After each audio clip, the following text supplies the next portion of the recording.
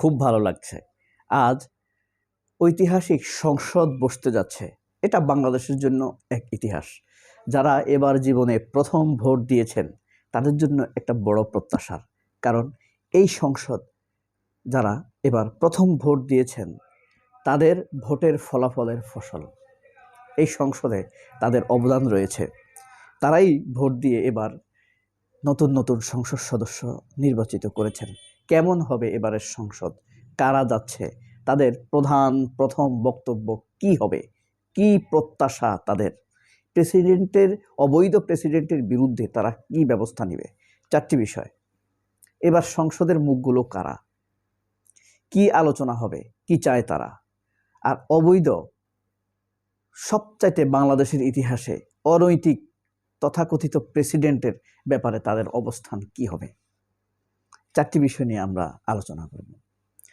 Nahid, Hasnat Abdullah, doctor Shafiqur Rahman, doctor Shafiqul Islam Masud, মাহবুব সালেহীন, এই ধরনের তরুণ, ইয়াহিয়া, খালেদ সাইফুল্লাহ, এরকম তরুণ সব সংসদ সদস্য এবার সংসদে গিয়েছে।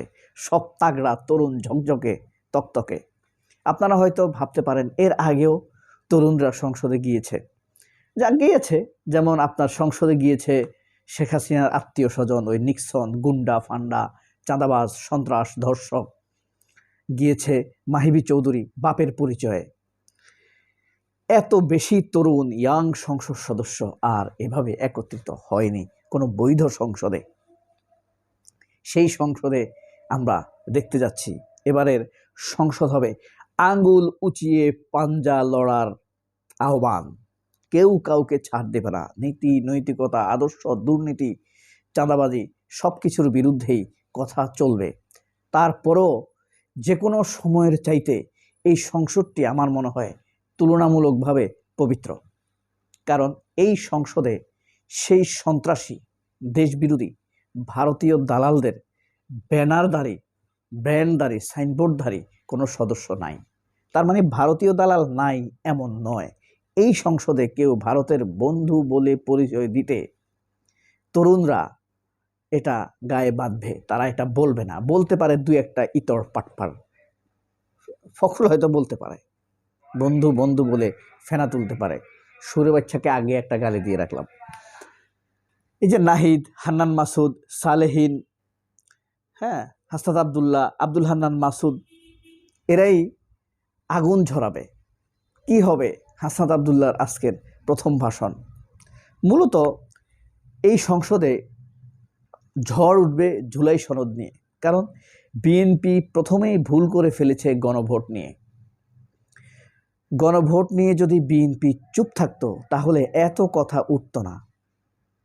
নির্বাচনের পর থেকে আজকে 1 মাস পুরোপুরি, অর্থাৎ 12ই ফেব্রুয়ারি ইলেকশন হয়েছে, আজকে 12ই মার্চ, 1 মাস।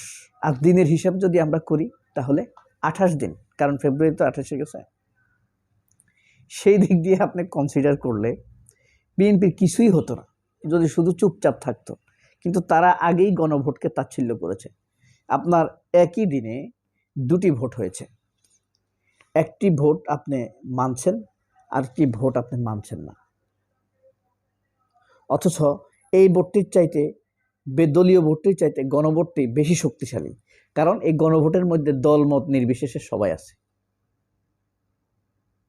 আর ব্যক্তিগত দলীয় ভোটটি শুধু দলের পক্ষে গিয়েছে। তাহলে দলমত নির্বিশেষে হায়ের পক্ষে ভোট দিয়েছে মানুষ, অর্থাৎ হাটা হলো দলমত নির্বিশেষে। এটাই শক্তিশালী। এটা নিয়েই সংসদে ঝড় উঠবে।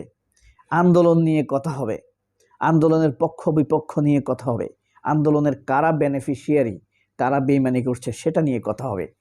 তুমুল ঝড় উঠবে, আগুনের উত্তাপ, সংসদের উত্তাপ ছড়িয়ে পড়বে।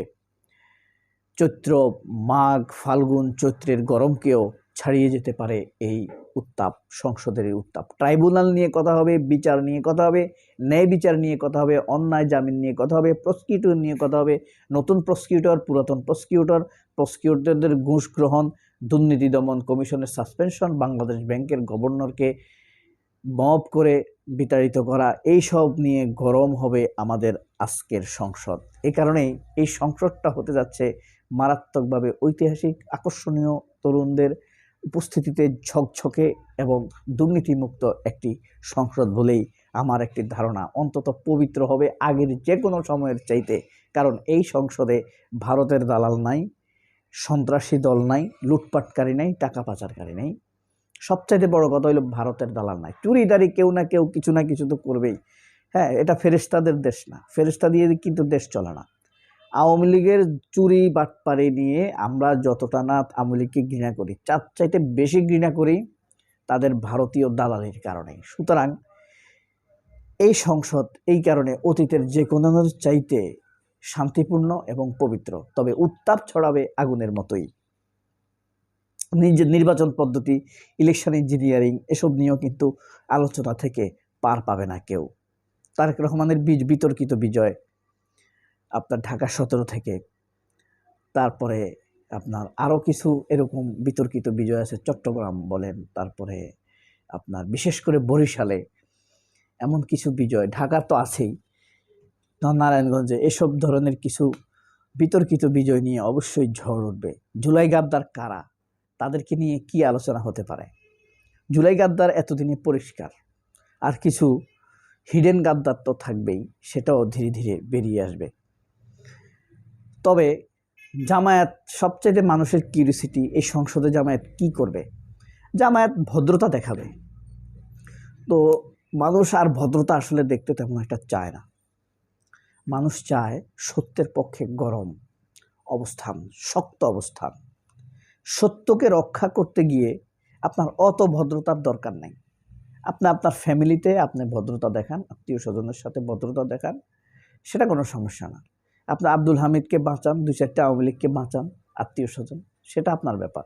কিন্তু এই সংসদে এটা যদি হয় তাহলে আপনি অপ্রাসঙ্গিক হয়ে যাবেন। তো পাঞ্জা লড়ার সংসদ হবে, আঙ্গুল উঁচিয়ে উত্তাপ ছড়াবার মিছিল হবে, এক রাউন্ড মিছিল। এটাকে আমি বলি রাউন্ড মিছিল। গোল হয়ে বসে তো, স্লোগান তোলে, টেবিল চাপড়ানো হয়। অলরেডি সংসদ শুরু হওয়ার আগে হাসনাত আবদুল্লাহ সংসদে উত্তাপ ছড়িয়ে দিয়েছেন। খেজুরের উত্তাপ, এক খেজুরে সারা বাংলাদেশে আলোচনার ঝড় তুলে ফেলেছে হাসনাত আবদুল্লাহ। কি বলবে আব্দুল হান্নান মাসুদ, দুর্দান্ত সাহসী আবেগপ্রবণ এই নেতা, সংসদের প্রথম ভাষণ তার কি হবে একবার ভেবে দেখেন।